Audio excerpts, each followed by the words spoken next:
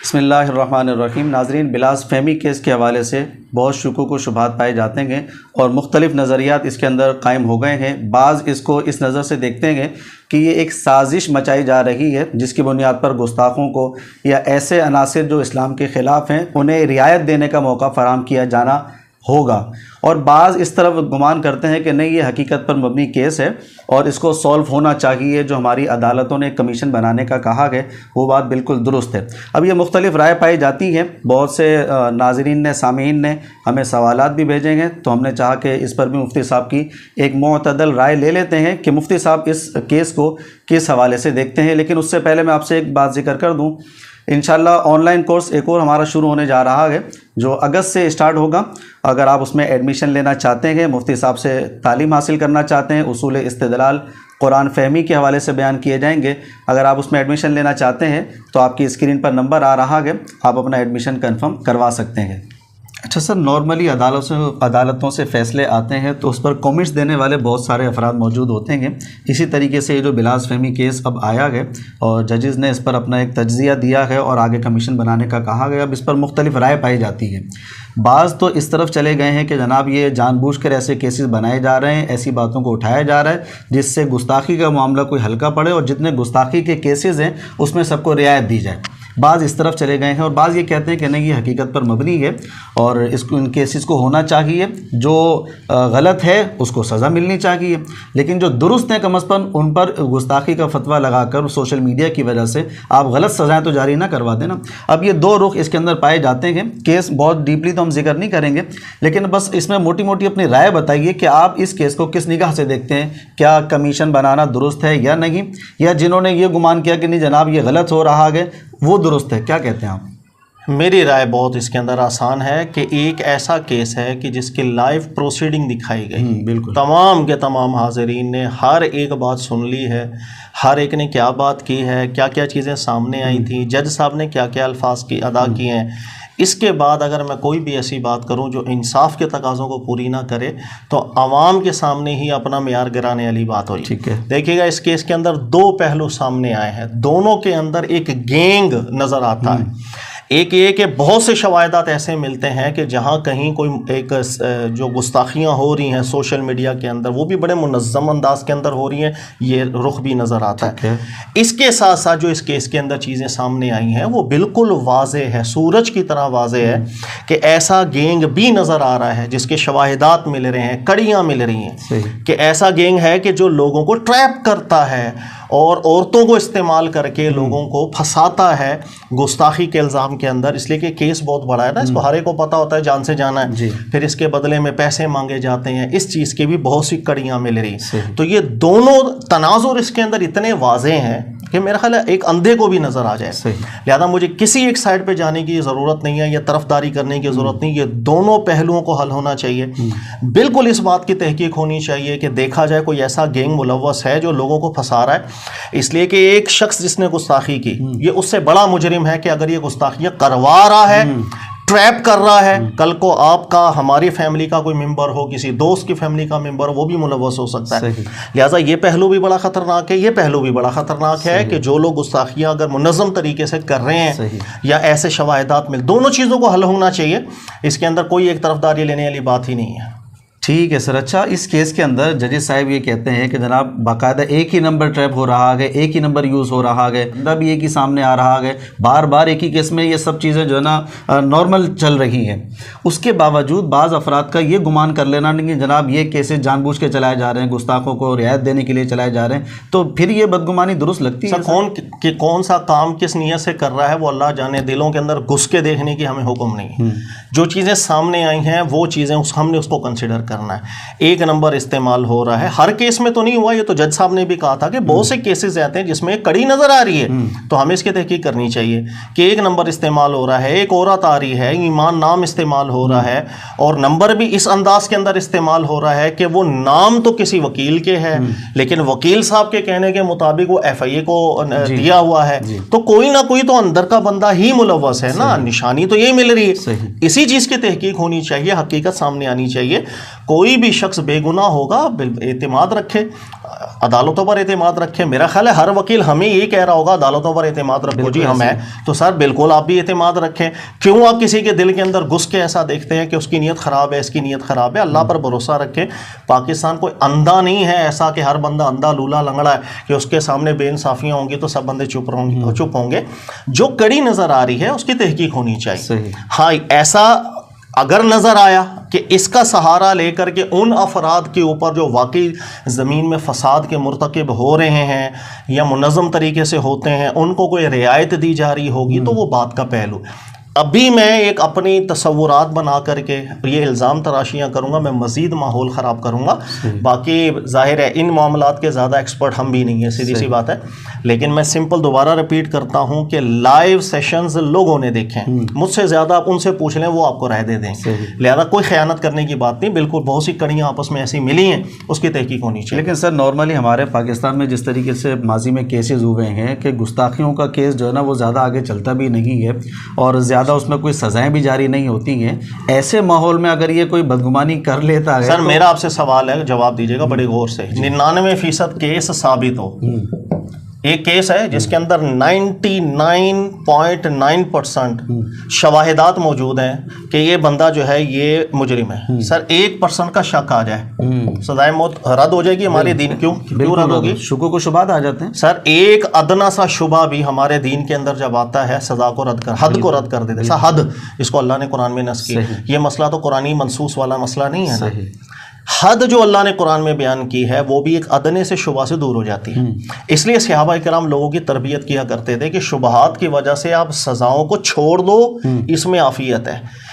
شبہ 1% بھی رہ گیا اور سزا جاری کر دی, بروز قیامت یہاں پر گریبان ہوگا کہ آپ نے بلا وجہ قتل کیا کسی کا. پرابلم یہ ہوتی ہے کہ جس کا قبر کا حال مردہ جانے, میں جج نہیں, میرے سامنے سارے ہم لوگ بند کمرے میں اصل میں بیٹھ کر کے رائے دینا شروع کر دیتے ہیں.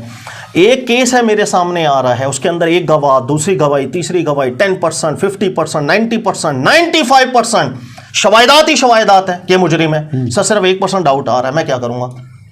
اگر میں وہاں پر رعایت دے دوں تو سر لوگ بدگمان ہوتے ہیں. یا 99% کیس ثابت ہے, آپ نے کیسے چھوڑ دیا؟ سر میں نے دین کو دیکھنا ہے یا میں نے 99% کو دیکھنا ہے؟ ایک ادنا سا شبہ بھی کبھی کبھی آتا ہے تو سزاؤں کو وہ ختم کر دیا جاتا ہے. آپ کسی کی جان نہیں لے سکتے, آپ کسی کی جان لے رہے ہیں. پرابلم یہ ہمیں لوگوں کو یہ بھی تربیت دینی چاہیے کہ 100% جب تک سورج جس طریقے سے چمک رہا ہے اس طریقے کار سے جب تک کیس ثابت نہیں ہوتا اس وقت تک سزا جاری نہیں کر سکتے. ہمارے دین نے تو اتنی پابندیاں لگائی ہیں. تو کون سا کیس ہے, کس کیس میں کیا شبہات آ رہے ہیں, یہ ہماری فیلڈ نہیں ہے. یہ وہ جج صاحبان بیٹھے ہیں, انہوں نے بہت کچھ پڑھا ہے, قوانین بھی پڑھے ہیں. دیکھیں اگر وہ خیانت کر رہا ہے نا, اللہ کی بارگاہ میں اس نے جواب دینا ہے. مجھے اللہ نے مکلف نہیں کیا میں اس کا دل پھاڑ کے دیکھوں کہ وہ خیانت کر رہا ہے نہیں کر رہا. رسول اللہ صلی اللہ علیہ وسلم خود غور کیجئے کہ ایک حدیث ہے, ویسے اس کے متن میں بڑے اختلاف رہے ہیں, کئی علماء قبول کرتے ہیں, کئی علماء کچھ آبجیکشن کرتے ہیں, لیکن میں تائید کے طور پر سنا دیتا ہوں کہ ایک دفعہ اللہ کے نبی علیہ السلام کی بارگاہ میں بھی کچھ لوگ آئے کیس لڑنے. ایک کی بڑی تیز زبان تھی, فیصلہ ہو گیا اس کے حق میں, لیکن نبی علیہ السلام نے ساتھ ہی ارشاد فرما دیا کہ ہم ایک انسان ہیں, کبھی کبھی تم ہمارے سامنے ایسا کیس لاتے ہو اپنی چرب زبانی سے فیصلہ اپنے حق میں کروا لیتے ہو, لیکن یاد رکھنا کہ اگر فیصلے میں غلطی ہوئی ہے, اجتہادی غلطی آپ لوگوں کی زبان کی وجہ سے, تو بروز قیامت کے لیے یہ فیصلہ کام نہیں آئے گا. وہی زمین جو تم نے ناحق وہ تمہارے گلے کا توق بنے گی. اللہ کے رسول صلی اللہ علیہ وسلم خود ارشاد فرما رہے ہیں, اندازہ کر رہے ہیں آپ. تو سر کبھی کبھی زبان کی چرب زبانی سے بہت کچھ حق باطل ہو جاتا ہے, باطل حق ہو جاتا ہے. تو قبر کا حال مردہ جانے, جو کام جس کا ہے اس کو کرنے دیں.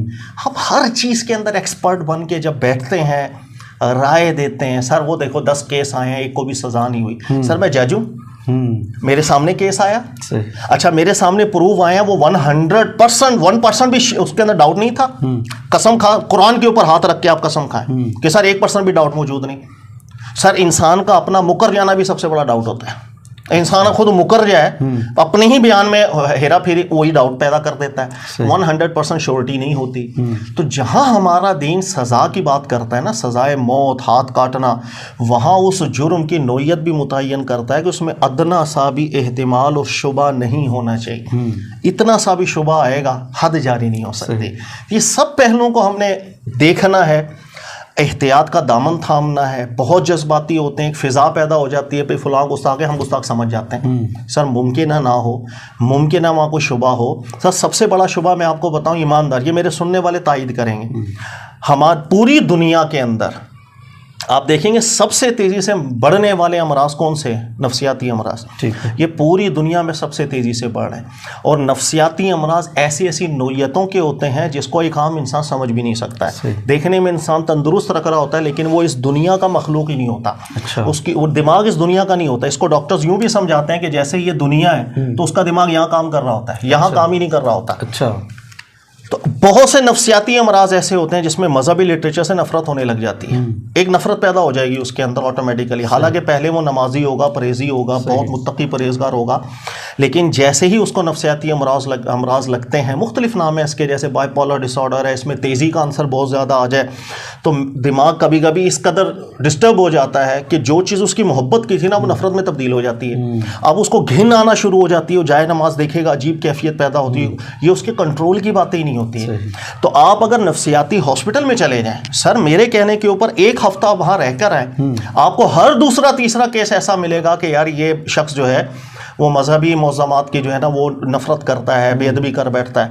سر وہ ڈاکٹرز خود گھر والوں کو سمجھا رہے ہوتے ہیں, اور ان پہ فتویٰ نہیں لگا دینا کہ کو گستاخ ہو گیا تو تم مار دو اس کو جان سے, بولنا یہ ابھی کنٹرول میں ہی نہیں ہوتا آپ نے. پھر اس کو جس وقت میڈیسنز دی جاتی ہیں, جس وقت وہ اپنے کنٹرول میں آتا ہے, سر پھر وہی نمازیں پڑھنا شروع کر دیتا ہے, وہ بالکل نارمل ہو جاتا ہے. بلکہ اگر اس کو پتا چلے کہ اس نے ہی حرکت کی تھی, وہ خود پہ یقین نہیں کرتا, میں کیسے کر سکتا ہوں یہ چیز.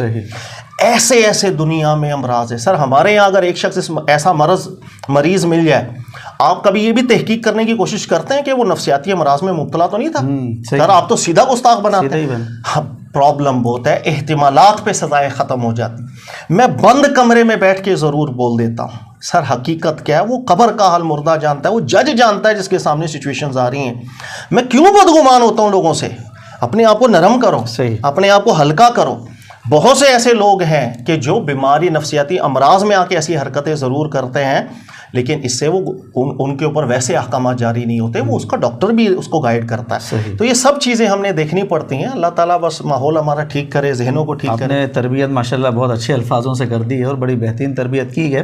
نارملی ہمارے پاکستان میں بالخصوص یا جو سوشل میڈیا پہ نوجوان طبقہ ہے وہ زیادہ اس میں جو ہے نا وہ غلو کرنے لگا ہے, اور ہر ایک بات پر جو ہے نا گستاخی کا فتویٰ, جناب اس نے فلاں کے بارے میں ایسا کہہ دیا تو اس نے نبی کی گستاخی کر دی, اس نے فلاں کی گستاخی.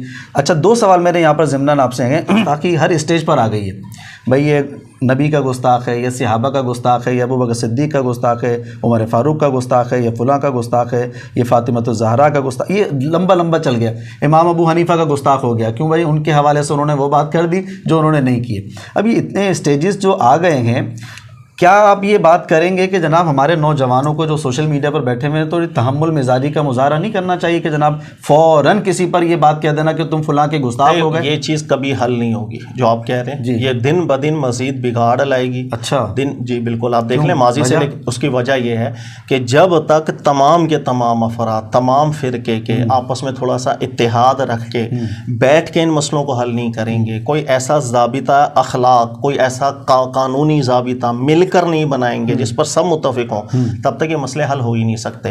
سر سمپل سی بات یہ ہے کہ میں ایک فرقہ ہمارے یہاں ایسا ہے جو اس کو کافر سمجھ رہا ہے جس پر ایمان لانا کسی دوسرے فرقے والے کا ایمان ہے, جیسے حضرت ابو طالب ہے.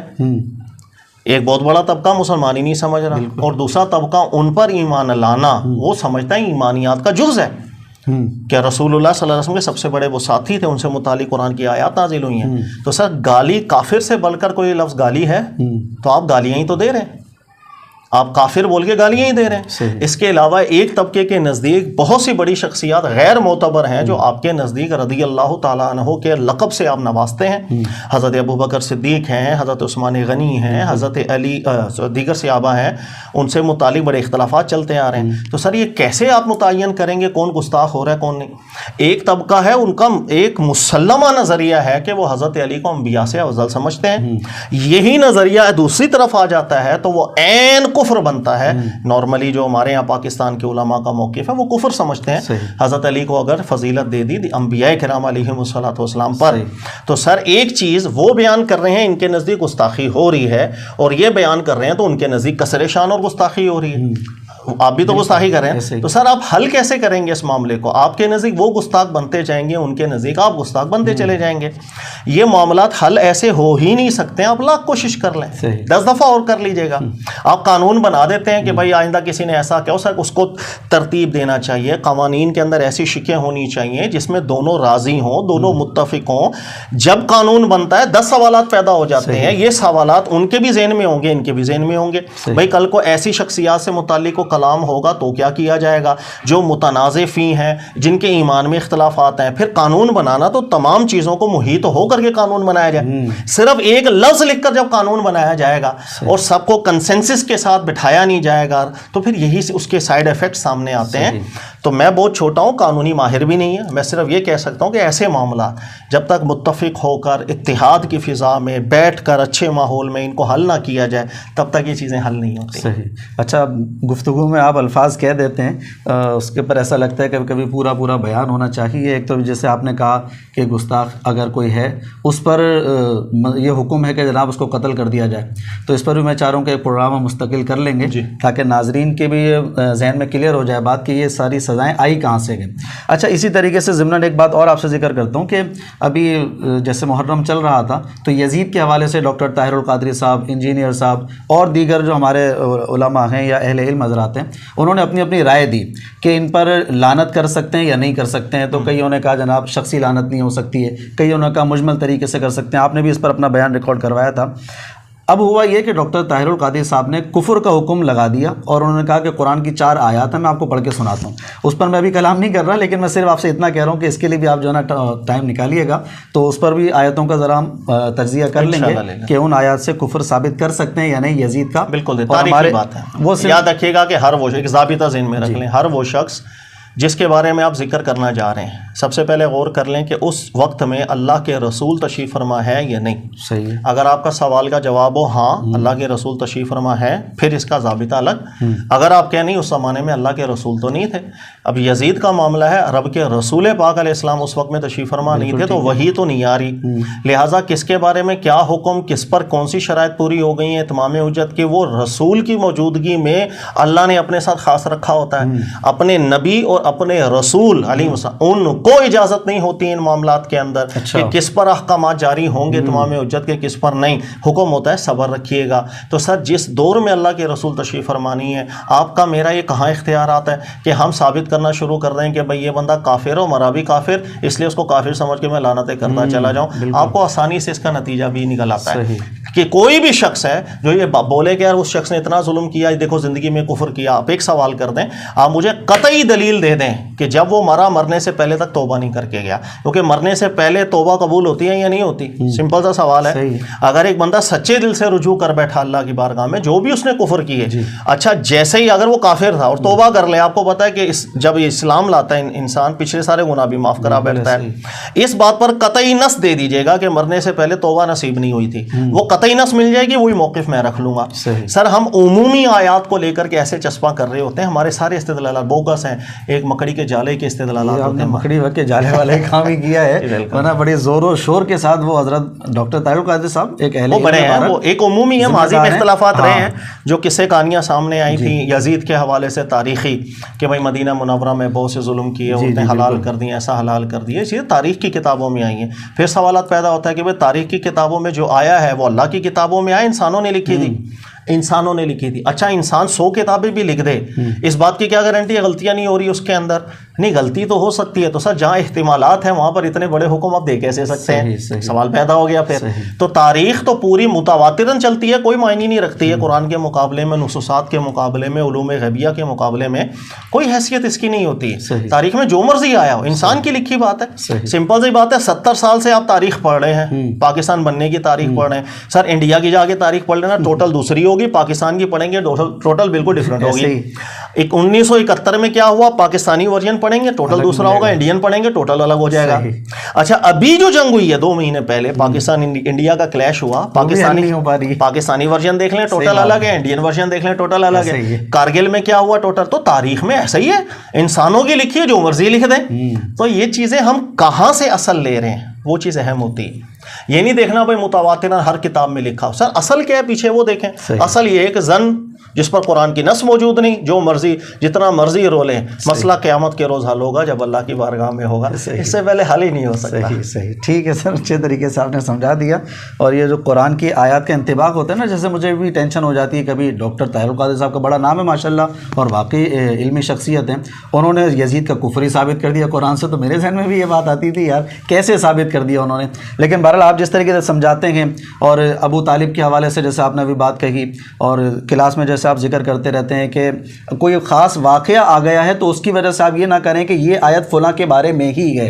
جیسے ابو طالب کے بارے میں ایک آیت پاک ہے انک لا تہدی من احببت, تو وہ بخاری کی روایت سے کہتے ہیں جناب دیکھو انہوں نے کلمہ پڑھا ہی نہیں. تو اس کو بھی آپ نے حل کروایا تھا اچھے طریقے سے. اور میں یہاں پر ناظرین سے کہہ دوں کہ مفتی صاحب اتنی خوبصورت طریقے سے قرآن کو حل کرواتے ہیں. ساری آیات کو ابھی جیسے ہماری کلاسز چل رہی ہیں سنڈے کو, تو تقریباً سورہ بقرہ کی اینڈنگ چل رہی ہے ابھی, تو جتنے واقعات آئے نا مفتی صاحب نے اس میں انتہائی خوبصورت اور احسن طریقے سے بالکل کھول کر واضح طور پر اسرائیلی روایت کو ہٹا کر بالکل صاف قرآن پاک کو وضاحت کے ساتھ سمجھایا ہے. اگر آپ بھی یہ سمجھنا چاہتے ہیں, مفتی صاحب سے پڑھنا چاہتے ہیں, تو ایڈمیشن لے سکتے ہیں. انشاءاللہ اگست سے کورس اسٹارٹ ہو رہا ہے.